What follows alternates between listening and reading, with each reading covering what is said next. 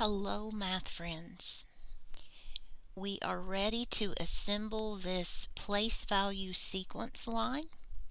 So you will need your very long piece that we glued together with the boxes like this top piece, and then all of the little doors that we've created. So all of those.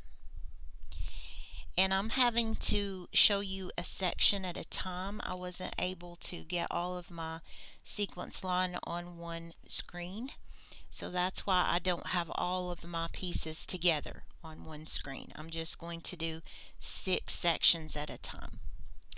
So if you stretch out that long line that you made to glue these onto, the first one that you're going to need is the 100 million.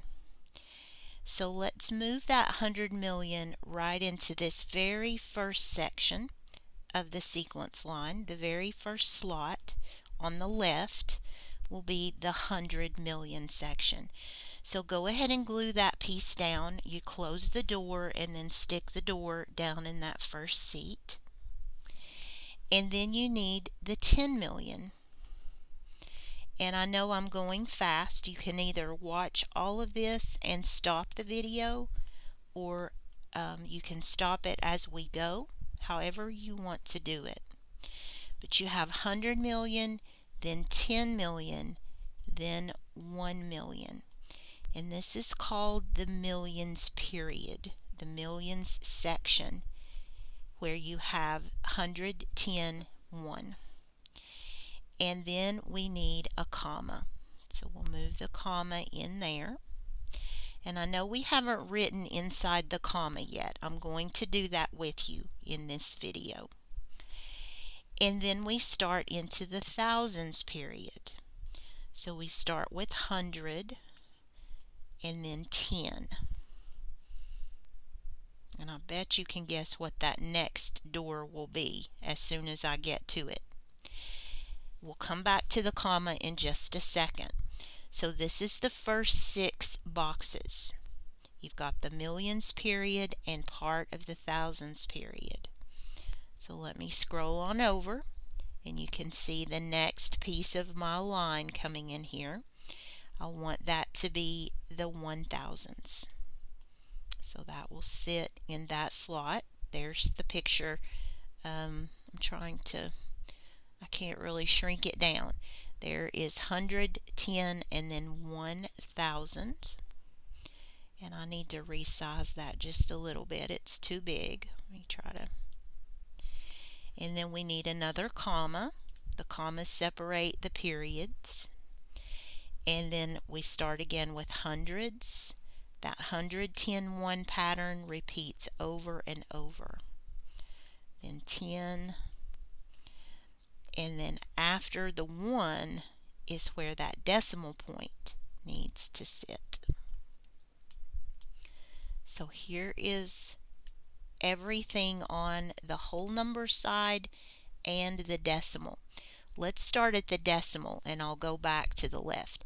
So you have the decimal 1, 10, 100, comma, 1000, 10,000, 100,000, comma, 1 million, 10 million, 100 million. And if we kept going, we would put another comma and then the rest of that.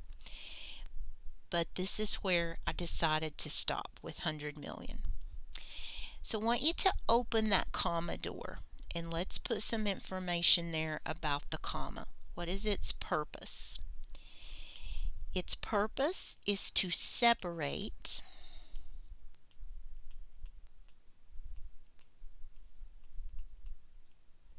this comma separates the thousands period from the millions period.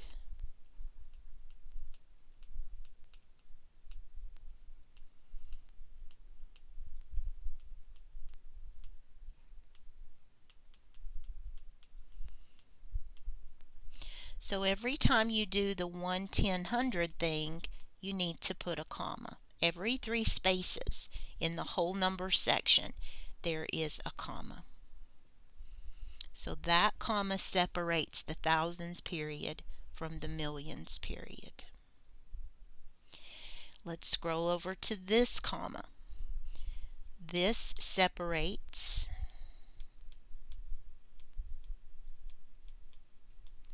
the units period from the thousands period.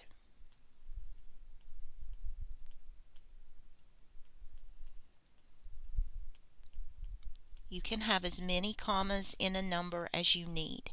Every third place you will put a comma in the whole number section. So you have 1 1000, comma, then 1 10,000,000, comma, then 1 10,000,000,000, comma. Separates the periods. Let me see if I can show you on this view. I really can't.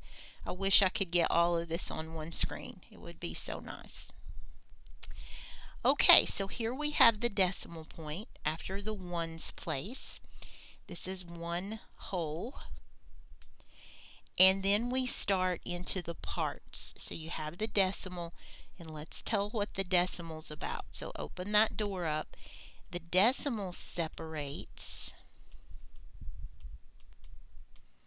the whole number parts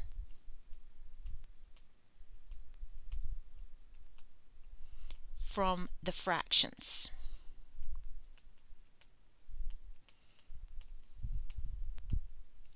So on this side are the whole numbers, and on this side are the fractions. And you have that decimal to separate those two. You can only have one decimal per number. You can have all the commas that you need, but only one decimal.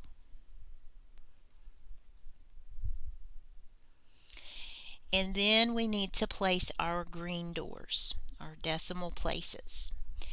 The first decimal place is called the tenths place. So let's put that right in there, tenth. 2 decimal places is the hundredth place. And I need to crop, let me edit this 10th one just a little bit. I didn't get the cropping right, and it doesn't want to fit into that space. That's a little better. So 10th, 100th, remember here's the decimal. So the first place is the 10th place, 100th, and then 1000th would be the next one. These are those negative exponents in scientific form because they are after the decimal point. Then 10,000th, then 100,000th, and then the last place that I showed you is millionth, but the decimals continue. It would be 10 millionth and then 100 millionth on up the line. But there are your green doors in the proper order. So once you get all this glued down, you should have that time, there I go again, that sequence line that shows you all of those in order. And let's review them again. I'm going to start over here with 100 million, and we'll go down the line. 100 million, 10 million, 1 million, comma.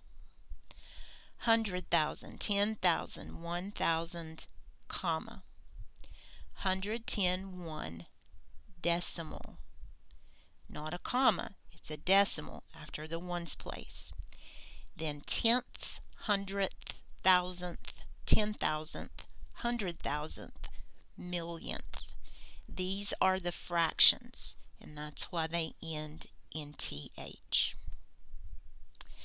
Once you get that line constructed, you can glue a section of it down in your notebook and fold it, or you can just tuck it in the notebook, whichever you prefer. I actually stuck mine down to the page, so I put glue behind these first 3 sections. I glued this part down and let it dry very well, and then I just folded the line in on itself. but you can do it however you want to. I almost think that you might want to leave it unstuck, if that's a word, not stuck down, because then you can use it, you can pull it out and look at it when you need to, and you might need to do that, especially in the rounding lesson. But I will leave that to you. I just wanted to help you construct the line, and I want you to practice. Remember, these memory pieces are so that you can go back and review. So when you look at the 100,000ths door right here, can you write all those forms without looking at the inside? Or can you do that for the hundreds place? Quiz yourself using this piece, and that will help you to memorize and to have this knowledge when you need it on a test. As always, if you have questions, please contact your instructor, and I will see you in the next video. We'll get back into our workbook and do some actual test questions. But I hope you've enjoyed this lesson. I've had fun making this. To me, this is more interesting than just doing worksheets. But I hope you've enjoyed it. I hope I haven't confused you.